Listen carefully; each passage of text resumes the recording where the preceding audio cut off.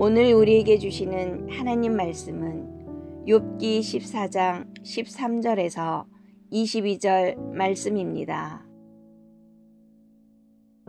주는 나를 스올에 감추시며 주의 진노를 돌이키실 때까지 나를 숨기시고 나를 위하여 규례를 정하시고 나를 기억하옵소서. 장정이라도 죽으면 어찌 다시 살리이까? 나는 나의 모든 고난의 날 동안을 참으면서 풀려나기를 기다리겠나이다. 주께서는 나를 부르시겠고 나는 대답하겠나이다. 주께서는 주의 손으로 지으신 것을 기다리시겠나이다. 그러하온데 이제 주께서 나의 걸음을 세시오니 나의 죄를 감찰하지 아니하시나이까. 주는 내 허물을 주머니에 봉하시고 내 죄악을 싸매시나이다. 무너지는 산은 반드시 흩어지고 바위는 그 자리에서 옮겨가고 물은 돌을 닳게 하고 넘치는 물은 땅의 티끌을 씻어버리나이다. 이와 같이 주께서는 사람의 희망을 끊으시나이다. 주께서 사람을 영원히 이기셔서 떠나게 하시며 그의 얼굴빛을 변하게 하시고 쫓아보내시오니 그의 아들들이 존귀하게 되어도 그가 알지 못하며 그들이 비천하게 되어도 그가 깨닫지 못하나이다. 다만 그의 살이 아프고 그의 영혼이 애곡할 뿐이니이다.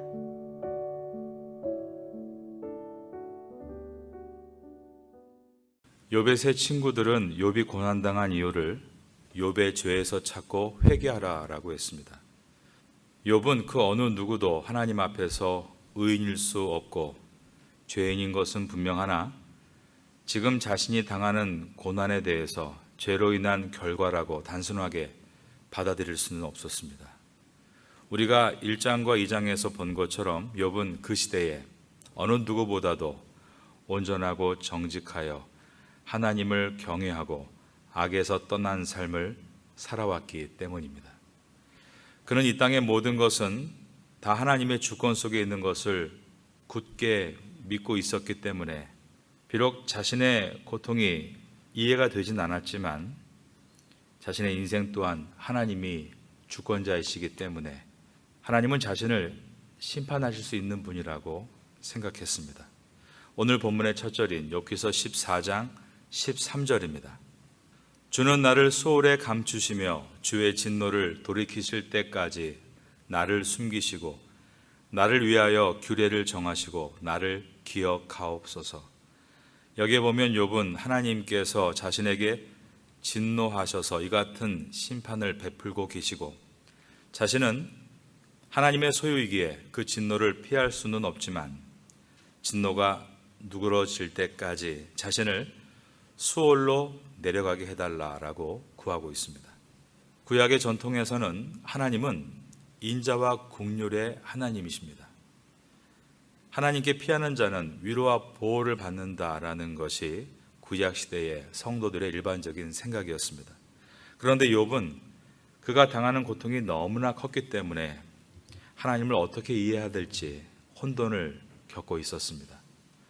그가 자산을 다 잃어버린 것 때문에 혹은 건강을 다 잃어버린 것으로 인해서도 고통스러웠겠지만 무엇보다 가장 큰 충격으로 다가오고 있는 것은 자식들을 다 잊어버린 것을 내가 어떻게 이해할 수 있는가였습니다.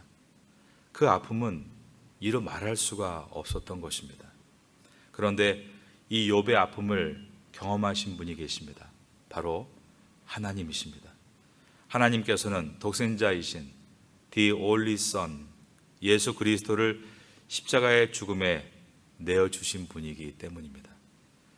구약 성경에 기록된 이 욥이 겪는 고통은 앞으로 하나님께서 온 인류를 구원하시기 위해 독생자 예수 그리스도를 십자가 위에 내어주실 때 그 고통이 어떠했는지를 예표하고 있는 것이었습니다. 욥은 자신을 그 당시 사람들이 지하세계라고 생각했던 수올로 내려보내달라고 요청합니다. 주는 나를 수올에 감추시며 구약시대에 살던 히브리인들은 사람은 죽으면 완전한 정막, 완전한 흑암이라고 하는 이 수월에 머물게 된다라고 생각했습니다. 그리고 나서 그 다음은 어떻게 되는가에 대해서 이 내세에 대한 철학이 그렇게 발전하지는 못했습니다.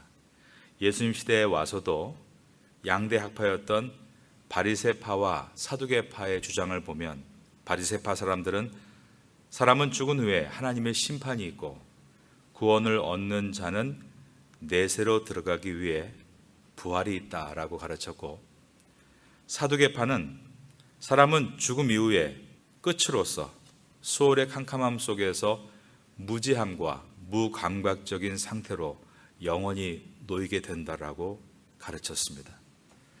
14절을 보겠습니다. 장정이라도 죽으면 어찌 다시 살리이까? 사두개인들의 주장과 같이 사람은 죽으면 끝이다라는 것입니다. 그런데 이어지는 고백은 나는 나의 모든 고난의 날 동안을 참으면서 풀려나기를 기다리겠나이다. 죽음 이후에 부활이 있고 그때 하나님의 심판을 받게 될 때 자신은 풀려나기를 원한다라고 했습니다. 그러므로 욥의 내세 신앙을 사두개인적이다, 바리새인적이다라고 가를 수 없습니다. 중요한 것은 욥은 그가 살든지 죽든지 하나님 앞에 구원을 얻어 주님과 영원히 함께하고 싶다라고 고백하고 있는 것이었습니다. 욥은 음부에 내려가서도 하나님을 신뢰하고 하나님의 부르심에 기다리겠다라고 말한 것입니다. 바로 이 욥의 고백은 무엇을 보여줍니까? 욥이 하나님을 찬양하고 있음을 보여줍니다. 천국은 어디인가? 한 신학자는 말하기를 하나님을 찬양하는 곳이 천국이다라고 했습니다. 천국이라 할지라도 하나님을 찬양하는 소리가 없으면 그곳은 지옥이고, 음부라고 할지라도 하나님을 찬양하는 소리가 있다면 그곳은 천국이다라고 한 것입니다. 사두개인들의 주장과 같이 음부에 내려가면 아무 지각도 없고 아무런 감각도 없는 무익한 존재가 된다 할지라도 하나님이 나를 기억해 주시면 나는 의미 있는 존재가 될 수 있습니다라고 욥은 고백하고 있는 것이었습니다. 하나님이 나를 불러주시면 나는 대답하겠습니다. 14절입니다. 저를 따라하겠습니다. 주께서는 나를 부르시겠고 나는 대답하겠나이다. 이것은 if you call me가 아닙니다. 즉 조건절이 아닙니다. 그냥 you will call입니다. 분명히 하나님이 나를 부르실 것이다 라고 그는 믿고 있습니다. 그러면 I will answer to you. 나는 당신께 대답하겠습니다 라고 고백하고 있는 것입니다. 이 문장은 주님을 간절히 만나고 싶은 소망이 들어있는 욥의 찬양이었습니다. 그러면서 욥은 주께서는 주의 손으로 지으신 것을 기다리시겠나이다 라고 했는데, 욥은 하나님께서 창조하신 자신을 결코 포기하지 않으실 것입니다 라고 고백하는 것이었습니다. 자녀를 모두 잃은 가장 큰 절망 속에서도 하나님에 대한 신뢰와 믿음을 잃지 않고 있는 이 욥은 누구를 많이 닮아 있습니까? 아들을 십자가에 내어서 죽기까지 우리를 사랑하신 성부 하나님과 십자가에서 죽으시고 완전한 죽음인 수월까지 내려가셨어도 우리를 사랑한 것을 후회하지 않으신 성자 예수님과 전혀 기대할 거리를 주지 못하는 우리 속에 내주하셔서 항상 기대해 주시고 동행해 주시는 성령 하나님을 닮은 것입니다. 우리 모두도 욥기서를 지나면서 주님의 인격을 닮아갈 수 있는 성도가 될 수 있기를 예수님의 이름으로 축원합니다. 18절부터는 욥이 다시 현재의 상황에 대해서 탄식하는 내용입니다. 무너지는 산은 반드시 흩어지고 바위는 그 자리에서 옮겨가고, 구약시대의 산과 바위란 영원함과 견고함을 상징하는 것들이었습니다. 이것은 인간의 결단과 다짐이 얼마나 약한지를 표현하고 있는 것으로서 자신은 방금 전에 고백했던 그런 굳건한 믿음을 결국 지켜내지 못하고 또다시 흔들릴 수밖에 없다라고 고백하고 있는 것이었습니다. 그리고 이 고난 가운데 하나님의 뜻을 내가 알 수 없으니 나는 또다시 하나님께서 나를 심판하고 계신다라는 의심을 할 수밖에 없다라고 고백합니다. 19절과 20절입니다. 물은 돌을 닳게 하고 넘치는 물은 땅의 티끌을 씻어버리나이다. 이와 같이 주께서는 사람의 희망을 끊으시나이다. 주께서 사람을 영원히 이기셔서 떠나게 하시며 그의 얼굴빛을 변하게 하시고 쫓아보내시오니. 그리고 자신이 소홀에 내려가서도 하나님께서 나를 잊지 않으시고 불러주신다는 고백과는 다르게 내가 소홀에 내려가도 하나님께서 불러주시지 않으므로 나는 결국 사라져버리고 나의 후손들이 어떻게 되는지, 그들이 존귀하게 될지 비천하게 될지 전혀 인지할 수 없는 무감각이 될 것이다 라고 고백했습니다. 21절과 22절입니다. 그의 아들들이 존귀하게 되어도 그가 알지 못하며 그들이 비천하게 되어도 그가 깨닫지 못하나이다. 다만 그의 살이 아프고 그의 영혼이 애곡할 뿐이니이다. 음부로 내려간 자의 최후가 이처럼 비극으로 마실 것이라는 시적인 표현입니다. 욥은 이렇게 장장 12장부터 14장까지의 긴 연설이자 기도를 마쳤습니다. 그런데 이 세 번째 연설에서도 욥은 일반 소설들과 같이 극적인 회복도 극적인 반전도 없이 또 끝을 맺고 있습니다. 사람들이라면 욥의 세 친구들과 같이 야 이제 좀 그만 좀 해라, 해도 너무하는구나 이렇게 다그치려고 하겠지만, 그런데 우리 하나님은 욥의 긍휼을 체휼하고 계셨고 욥은 자신의 고통을 가지고 하나님 앞에 이렇게 나아가면서 또한 그분의 사랑을 체휼하고 있었습니다. 하나님은 좋으신 분이시다 우리가 많이 고백합니다. 그 이유가 무엇인가? 그것은 우리를 끝까지 기다려 주시기 때문입니다. 그러므로 사도 바울은 고린도전서 15장 10절에서 이렇게 고백했습니다. 나의 나된 것은 하나님의 은혜로다.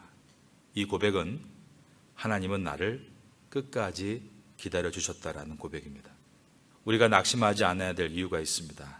내가 아직 죄인 되었을 때 나의 죄값을 치르시기 위해 십자가에 달려 대신 값을 치르시고 나의 가치가 곧 그분의 생명값이라고 하신 그 사랑이 우리에게 있기 때문이고, 우리가 실패하고 실수를 해도 여전히 나를 기대해 주시고 기다려 주신다는 은혜 때문입니다.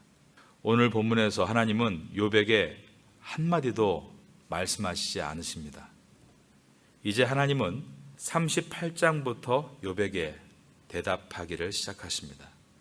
그런데 그 대답은 욥이 한 모든 기도와 관련된 대답이었습니다. 즉 하나님은 욥이 기도하고 있는 지금 이 자리에 계속 욥과 함께 계시고 욥의 기도를 듣고 계셨던 것입니다. 지금 여러분의 기도의 자리에도 하나님이 함께 계십니다. 여러분의 기도를 하나님께서 다 듣고 있다는 것을 기억하고 하나님이 우리를 사랑하시고 기대하시는 것처럼 우리도 하나님을 사랑하고 신뢰합니다라고 고백할 때 우리는 주님 안에서 욥과 같은 신앙의 성숙과 준비되어 다시 제2의 인생을 드리는 욥과 같이 설 수 있게 될 줄로 믿습니다. 이 아침이 그러한 은혜의 시간 될 수 있기를 마지막으로 예수님의 이름으로 축원합니다.